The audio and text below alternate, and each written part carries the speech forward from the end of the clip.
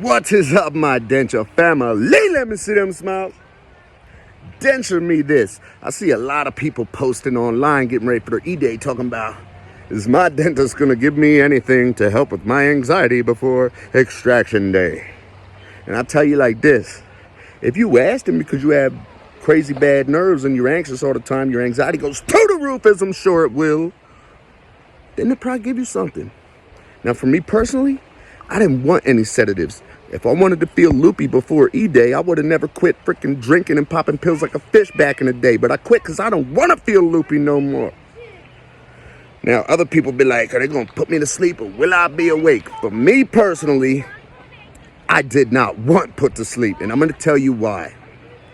Most dentists are not qualified. Like if something goes wrong, you start having a heart attack or something when you put you to sleep. They are not trained for that stuff. And on top of that, most dentists do not have a ventilator in the dental office. No ventilator for me, you ain't putting me to sleep. Because then if something goes wrong, you ain't got a ventilator to keep me alive. What the fuck's going on? I'm going to die right there.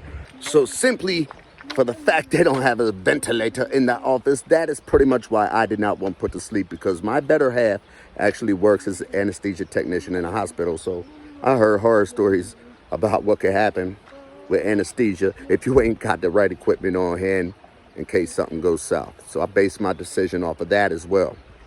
Not to mention the fact that if you could put to sleep, the price goes way up in the air. And I wasn't about to double my price over a half hour, an hour of struggle that turned out to be not as bad as I thought it was gonna be. Shit, I wanted to save money, so that's another reason.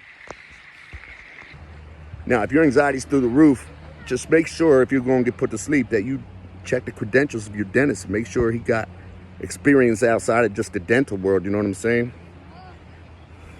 And you should be good to go. As far as pain afterwards, most likely they're just going to give you ibuprofen or Tylenol, and that's not your fault specifically. You can blame that on all the stupid motherfucking drug addicts that were getting overprescribed all this medication and turned to heroin, creating an epidemic where thousands of people are still dying every day because of it. So they're trying to battle that epidemic. So most dentists are not going to give you the good stuff. You're going to have to stick with the Tylenol and the ibuprofen. Now, but I will say this to you motherfuckers. You don't have to be stressing too much. I know your anxiety's through the roof. Every one of us had anxiety through the roof, but I'm telling you right now, Eday is not going to be as bad as you think it's going to be. Your mind tells you it's way worse than it actually turns out to be. Yes, there will be struggles, but the pain is not near as bad as you think it's going to be. So stop driving yourself crazy. Stop going down the rabbit hole, reading everybody's negative experiences. Go and write your own book. Create your own chapter.